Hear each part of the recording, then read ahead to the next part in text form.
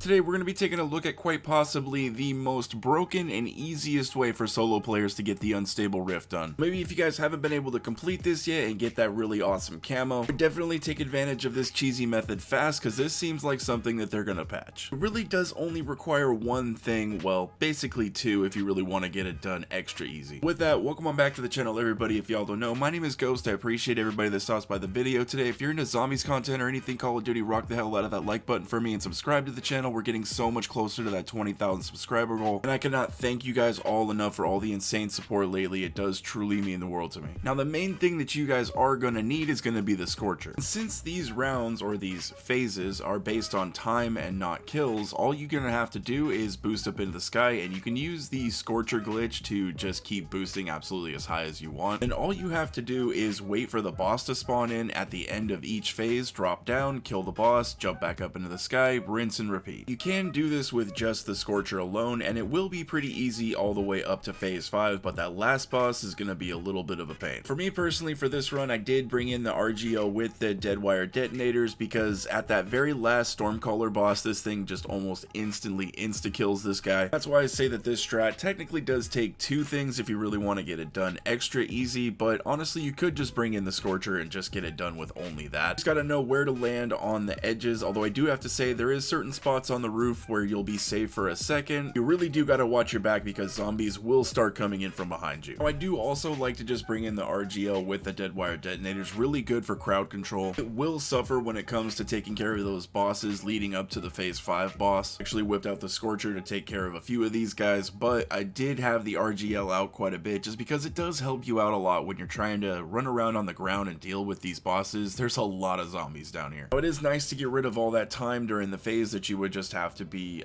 training zombies and killing these guys. But when you drop back down to the ground, just be prepared for a bit of a fight, because there's gonna be a whole hell of a lot of zombies down there. I mean, just they're getting built up from you just like staying up in the sky. The good thing about the RGL with the dead wire detonators and the Scorcher is that they're both just really easily can take out huge hordes of zombies at once, which is really nice. This is definitely something that I'm quite surprised that the devs actually let slip through. I mean, maybe it was intentional, but I highly doubt it. Using this method really does take away like the vast majority of the challenge of just trying to stay alive in here. It really does just come down to killing the bosses fast enough before the time runs out, which is really not difficult at all. Alright, well let me reword that. Phase 4 and 5 can be a little bit difficult. I mean, phase 5 when that boss spawns in can be really easy if you have the RGL. Phase 4 specifically when they're throwing all of those manglers at you and mimics and they're just randomly trying to shock you out of nowhere, yeah, that can be definitely a difficult phase. Doing this can definitely take away the majority of that difficulty, and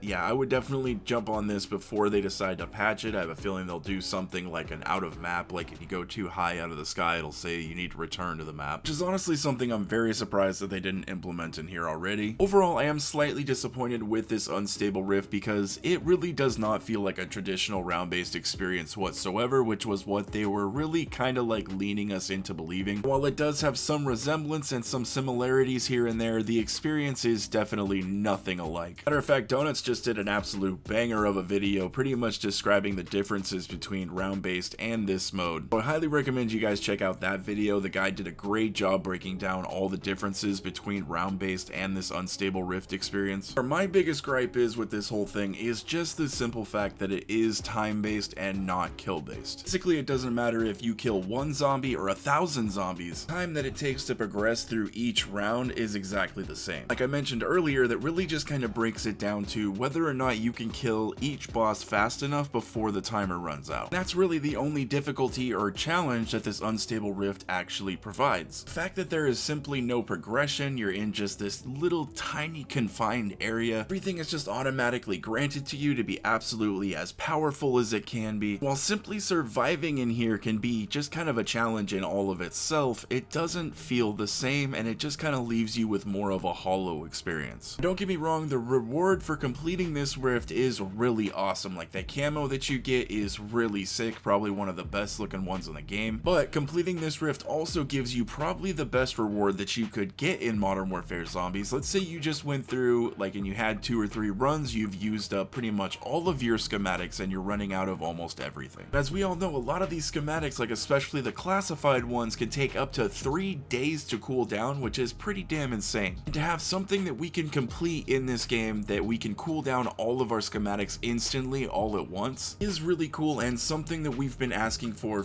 well, since this game launched, honestly. Ever since this game came out, there's always been this little contention between the stash size and like our cooldowns with the schematics and items and things like that. This really does kind of feel like they're fixed to that situation. Yes, I do know that setting this thing up and actually getting into the rift can be a little bit of a pain sometimes, but once you really figure out where all of like those spawning locations are for like the pedestals and stuff like that, it actually becomes really easy. Like, not only once you complete each one of those will you be getting the ammo mods to complete your next one, but if you don't have them, just go complete an Aether nest and you'll probably get the one that you need. Yes, I know it is a little bit of a pain when you've been trying to set this thing up, somebody does one and then just steals the rift that you've been trying to set up. It is really easy enough to just go back around and find 3 more of these things and just do them really quick. Do almost instantly spawn in, and there is a lot of these things all over the map. I will actually throw up this little map up on the screen right here. It'll show you where all of the pedestals are going to be, or obelisks as they say. And a big shout out to MWZHUB.gg. They do amazing work. I think that they could have maybe set this thing up a little bit differently to be a little bit more fair to the players when they're trying to set up these rifts. Yeah, possibly, but at the same time, it's not that bad once you get the hang of it. Still really just don't like the fact that other people can take your rift. I think that's a little cheesy. The only downside to this rift is that the only actual reward, like the only item that you will get, is the camo for completing it the first time, and then after that I think the only reason that people are going to come back in here is that if they really want to cool down all of their schematics. Because to be perfectly honest, other than that, there really is no other reason to come in here. Like, I don't know, maybe if you just enjoy training zombies for 45 minutes and jumping around on stairs, or just floating in the sky with a Scorcher for damn near 45 minutes, you can see how it would scratch that itch of just kind of turning the brain off and shooting zombies. It might just be kind of good for that. When you really break it down, this is honestly the most bare bones experience, like especially when it comes to the Dark Ethers, this is really the most bare as it gets. Unless you're coming in here with the firepower of an entire squad, there's really only a few strategies that you're really going to be able to use as a solo player, which kind of narrows it down to a linear experience. I've been able to see we've got a lot of people that are relying on this Scorcher method here. I've already seen a bunch of videos of people doing like this exact same thing pretty much. And the other way that people are getting it done is with the RGL. In fact, my previous video was me staying on the ground throughout the entirety of all phases with the RGL, and if you guys want to check out that video, it will be up on the screen here. Let me know down in the comment section if you guys have completed this rift doing it with this method. If you haven't gotten it done and you want to get that camo, this is a really quick, easy, cheesy way to get this thing done. Like I said before, I would jump on it soon because this seems like something that they might fix pretty quick. If you guys enjoyed the video, please do me the biggest favor in the world and drop a like on it. Subscribe to the channel if anybody is new. I hope you guys have a wonderful rest of your day, and I will catch you